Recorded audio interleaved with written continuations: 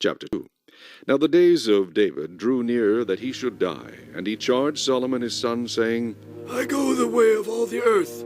Be strong, therefore, and prove yourself a man, and keep the charge of the Lord your God, to walk in his ways, to keep his statutes, his commandments, his judgments, and his testimonies, as it is written in the law of Moses, that you may prosper in all that you do, and wherever you turn, that the Lord may fulfill his word which he spoke concerning me, saying, If your sons take heed to their way, to walk before me in truth with all their heart and with all their soul, he said, you shall not lack a man on the throne of Israel.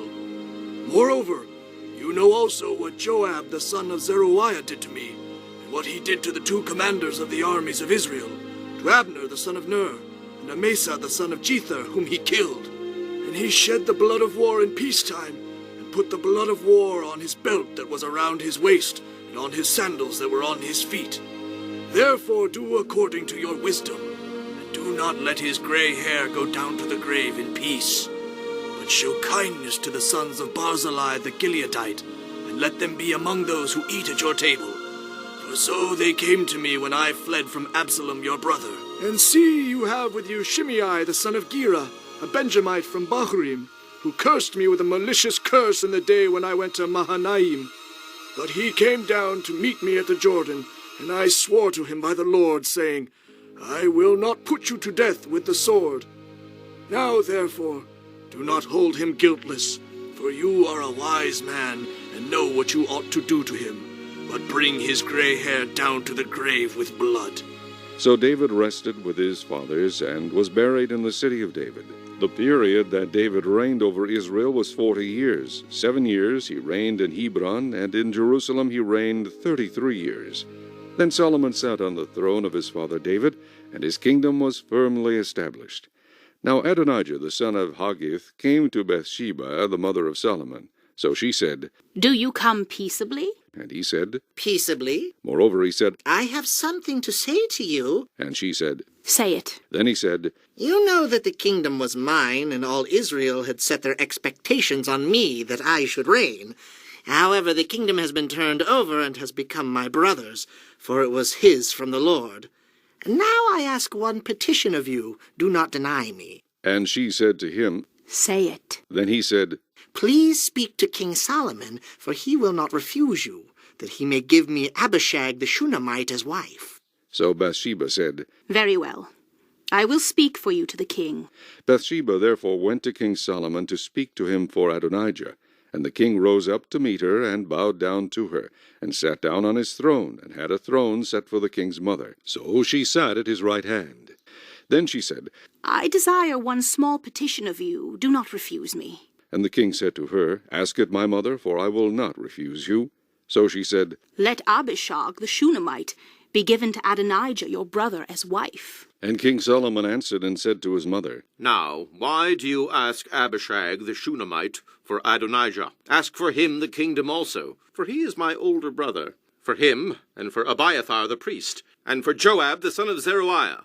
Then King Solomon swore by the Lord, saying, May God do so to me, and more also, if Adonijah has not spoken this word against his own life. Now, therefore, as the Lord lives, who has confirmed me and set me on the throne of David my father, and who has established a house for me, as he promised, Adonijah shall be put to death today. So King Solomon sent by the hand of Benaiah the son of Jehoiada, and he struck him down, and he died. And to Abiathar the priest the king said, Go to Anathoth, to your own fields, for you are deserving of death. But I will not put you to death at this time, because you carried the ark of the Lord God before my father David, and because you were afflicted every time my father was afflicted. So Solomon removed Abiathar from being priest to the Lord, that he might fulfill the word of the Lord which he spoke concerning the house of Eli at Shiloh. Then news came to Joab, for Joab had defected to Adonijah, though he had not defected to Absalom. So Joab fled to the tabernacle of the Lord, and took hold of the horns of the altar. And King Solomon was told, Joab has fled to the tabernacle of the Lord. There he is, by the altar. Then Solomon sent Benaiah the son of Jehoiada, saying, Go, strike him down. So Benaiah went to the tabernacle of the Lord, and said to him, Thus says the king, Come out. And he said, No, but I will die here.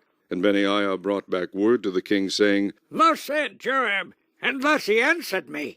Then the king said to him, Do as he has said, and strike him down and bury him, that you may take away from me and from the house of my father the innocent blood which Joab shed. So the Lord will return his blood on his head, because he struck down 2 men more righteous and better than he, and killed them with the sword, Abner the son of Ner, the commander of the army of Israel, and Amasa the son of Jether, the commander of the army of Judah, though my father David did not know it. Their blood shall therefore return upon the head of Joab and upon the head of his descendants forever. But upon David and his descendants, upon his house and his throne, there shall be peace forever from the Lord. So Benaiah the son of Jehoiada went up and struck and killed him. And he was buried in his own house in the wilderness. The king put Benaiah the son of Jehoiada in his place over the army, and the king put Zadok the priest in place of Abiathar. Then the king sent and called for Shimei, and said to him, Build yourself a house in Jerusalem and dwell there, and do not go out from there anywhere. For it shall be on the day you go out and cross the brook Kidron, know for certain you shall surely die. Your blood shall be on your own head. And Shimei said to the king, The saying is good. As my lord the king has said, so your servant will do. So Shimei dwelt in Jerusalem many days. Now it happened at the end of 3 years that 2 slaves of Shimei ran away to Achish the son of Maacah, king of Gath. And they told Shimei, saying, Look, your slaves are in Gath. So Shimei arose, saddled his donkey, and went to Achish at Gath to seek his slaves. And Shimei went and brought his slaves from Gath. And Solomon was told that Shimei had gone from Jerusalem to Gath and had come back. Then the king sent and called for Shimei and said to him, Did I not make you swear by the Lord and warn you, saying, Know for certain that on the day you go out and travel anywhere, you shall surely die? And you said to me, The word I have heard is good. Why then have you not kept the oath of the Lord and the commandment that I gave you? The king said moreover to Shimei, You know, as your heart acknowledges, all the wickedness that you did to my father David. Therefore the Lord will return your wickedness on your own head. But King Solomon shall be blessed, and the throne of David shall be established before the Lord forever. So the king commanded Benaiah the son of Jehoiada, and he went out and struck him down, and he died. Thus the kingdom was established in the hand of Solomon.